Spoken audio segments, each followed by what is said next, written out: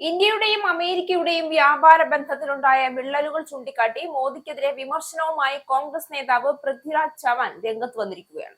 Venezuelan president Nicolas മഡൂറോയെയും ഭാര്യയെയും American സൈന്യം പിടികൂടി വിചാരണയ്ക്കായി അമേരിക്കയിലേക്ക് കൊണ്ടുപോയ സംഭവം സൂചിപ്പിച്ച് ഇന്ത്യയുടെ പ്രധാനമന്ത്രിയെയും ട്രംപ് തട്ടിക്കൊണ്ടുപോകുമോ എന്നാണ് ചവാൻ ചോദിച്ചിരിക്കുന്നത്. അമേരിക്ക ഏർപ്പെടുത്തിയ 50% നികുതി വർധന ഇന്ത്യൻ വ്യാപാരികൾക്ക് വലിയ തിരിച്ചടിയാകുമെന്ന് ചവാൻ ചൂണ്ടിക്കാട്ടി. ഇത്രയും ഉയർന്ന നികുതി നിലനിൽക്കെ വ്യാപാരം അസാധ്യമാണെന്നും ഇത് ഇന്ത്യയിൽ നിന്നുള്ള കയറ്റുമതിക്ക് തിരിച്ചടിയാകുമെന്നും അദ്ദേഹം പറഞ്ഞു. നേരിട്ടുള്ള നിരോധനം ഏർപ്പെടുത്താൻ കഴിയാത്തതിനാൽ നികുതി വർധനവ് ട്രംപ് ഒരു ആയുധമായി ഉപയോഗിക്കുകയാണ്. ഇതിന്റെ ഫലമായി മുൻപ് ലഭിച്ചിരുന്ന ലാഭം ഇല്ലാതാകുമെന്നും ഇന്ത്യക്ക് മറ്റ് വിപണികൾ കണ്ടെത്തേണ്ടി വരുമെന്നും അദ്ദേഹം കൂട്ടിച്ചേർത്തു.